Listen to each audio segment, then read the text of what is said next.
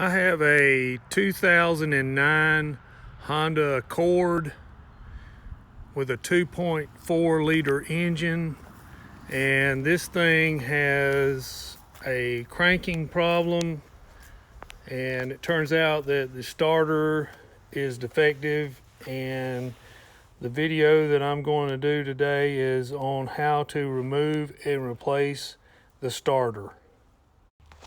The first step that you want to take is to disconnect the battery. And there's a 10 millimeter headed bolt here, and there's one over here on the positive side.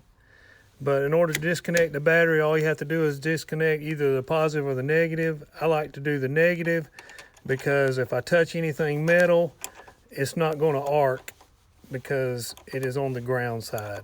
So just take your battery loose, pull it up, cable up, put it out of the way somewhere where it won't touch the battery post, and then we can get started. After disconnecting the battery, the next thing you got to do is you got to remove this top cover, this plastic cover over the top, right over by the radiator. And in order to do that, you have some little clips here.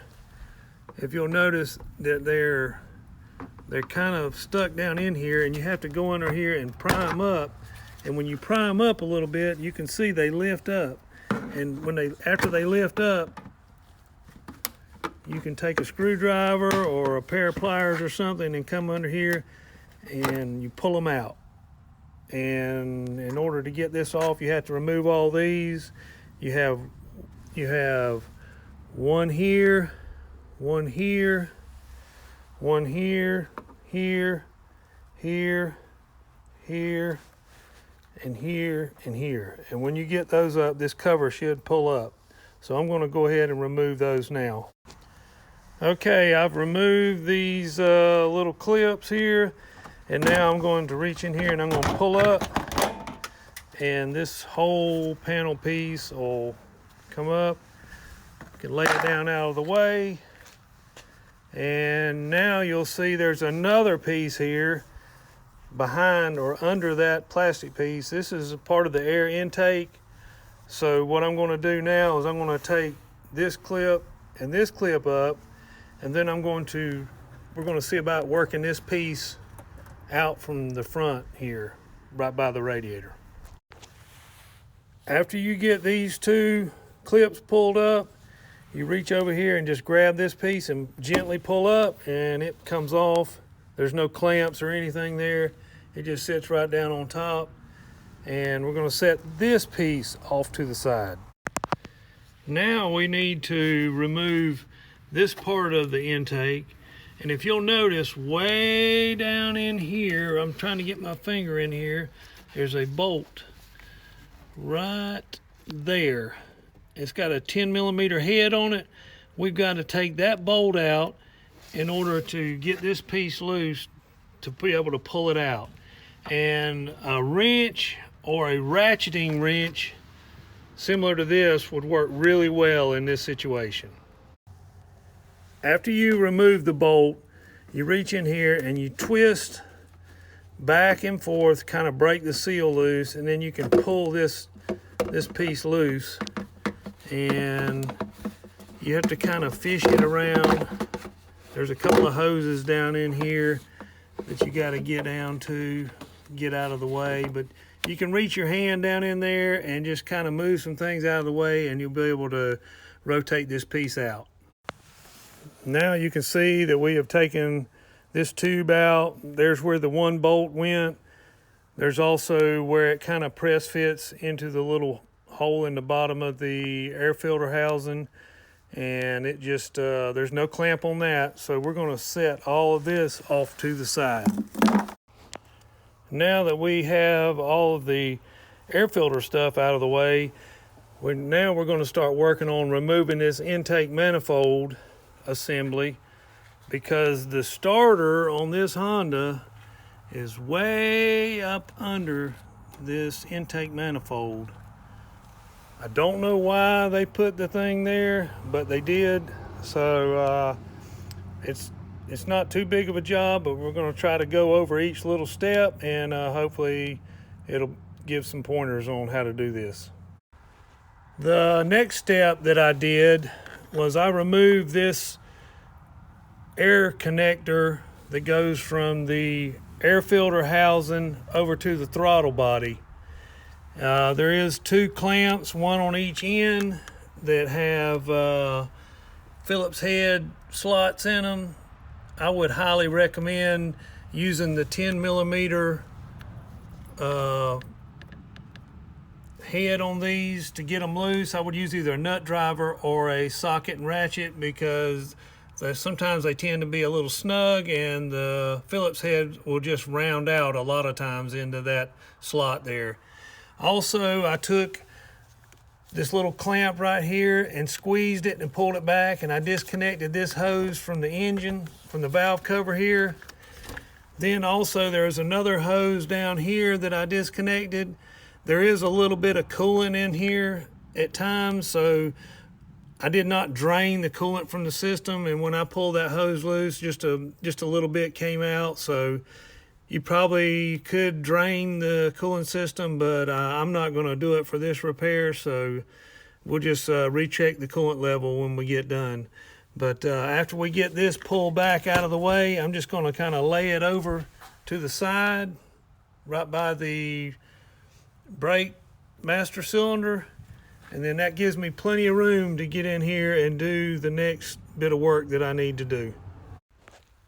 The next thing that we need to do is we need to come in here, and there is a small hose connected to this tube right here on the bottom of the throttle body. We're going to squeeze this clamp and pull this hose back.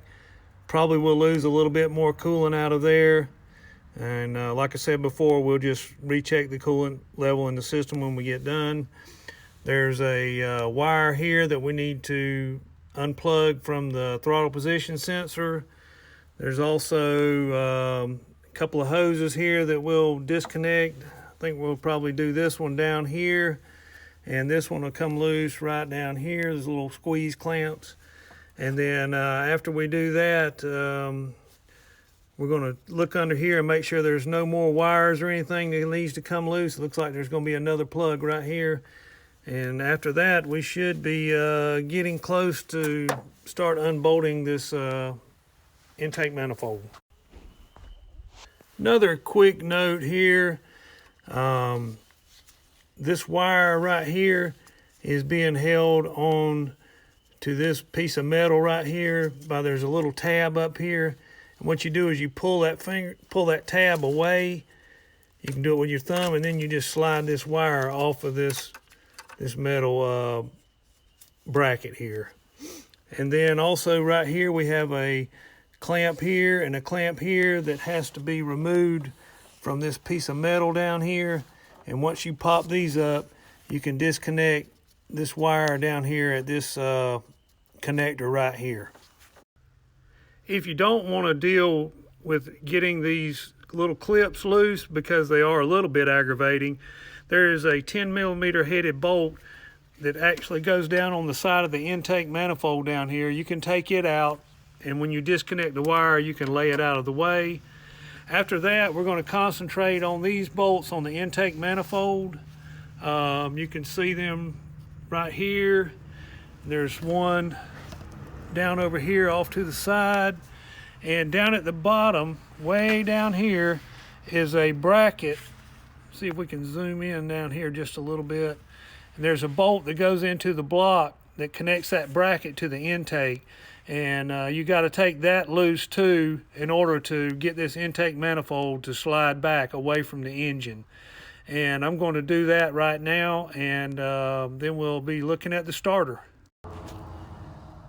I may have mentioned before that these bolts have a 13 millimeter head. They actually have a 12 millimeter head. After you get the one off the engine, and these 1, 2, 3, 4,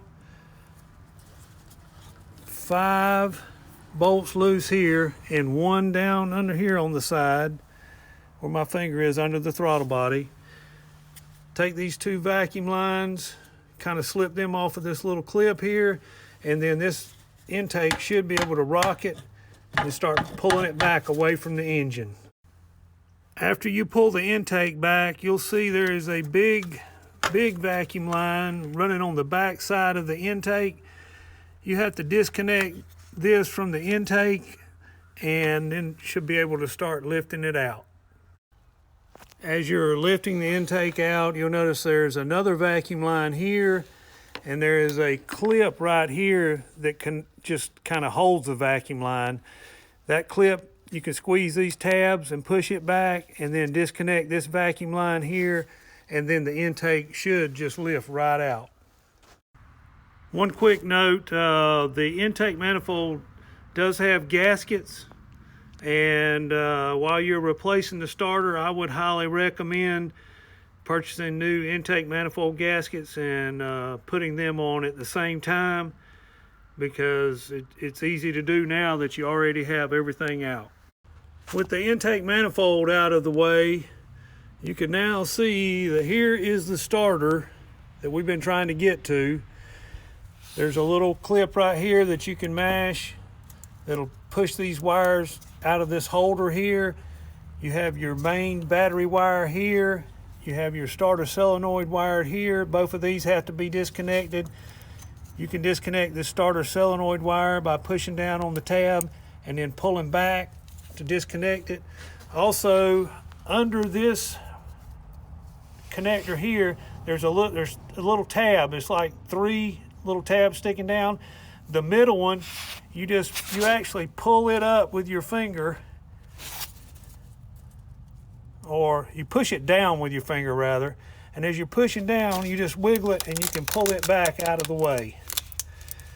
Then you have your starter bolts. You have one down here, and then there's another bolt back here. It's kind of hard to see. It's got a long shank on it. It comes way back. And once you get those 2 bolts out and these wires disconnected, the starter is undone from the engine.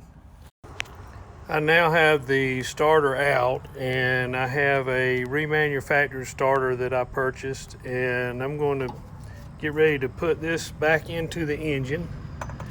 So I'm going to reach in here and try to do this one-handed while I hold my phone, and it'll sit right in there just like that. Here I have my 2 starter bolts. I cleaned the threads up on them. The bottom bolt had a little bit of corrosion, and it wanted to try to strip some of the threads in the bell housing for the transmission. So after I cleaned up the threads on both bolts, I put some anti-seize on there, and hopefully that'll keep that from happening again should we ever have to take this starter back out for any reason. I have the starter bolted in. Now we just need to connect the wires to the starter. The solenoid wire just pushes onto this connector here until you hear it click, and then the main battery wire goes on the stud on the top of the starter, and you will need to get your washer, your lock washer, and your nut, and put them on the stud on the top of the starter, and the starter is connected to the battery at that point. After connecting the wires to the starter, the rest of the procedure will be just the reverse order of getting to the starter. Basically is putting the intake manifold back on. Always put new gaskets on it before putting it back onto the engine. And also make sure all your hoses are connected and your clamps are on properly. And before you drive it down the road, do check the coolant in the radiator, because we did lose a little bit of coolant through the hoses that we disconnected from the throttle body. It'll probably be minimal, but you just want to make sure that you have the proper amount of coolant in the radiator. Just one quick note about the intake manifold. If you'll notice, you have your vacuum line that connects to the rear of the intake. So make sure that you put this vacuum line on before you put the intake onto the engine and get it all bolted up, because you will really be upset with yourself if you go to crank it up and you find out this hose is not connected, because it's nearly impossible to connect it after this intake is being bolted to the engine. As you can see, it's got dark on me, but I did get everything back together and recheck the cooling system. Had to add a little bit of antifreeze to it, and drove the car down the road. Everything seems to be fine. It's cranking like it should. So hopefully, if anybody watches this video, hopefully it'll give you some pointers on how to do this job. Thanks for watching.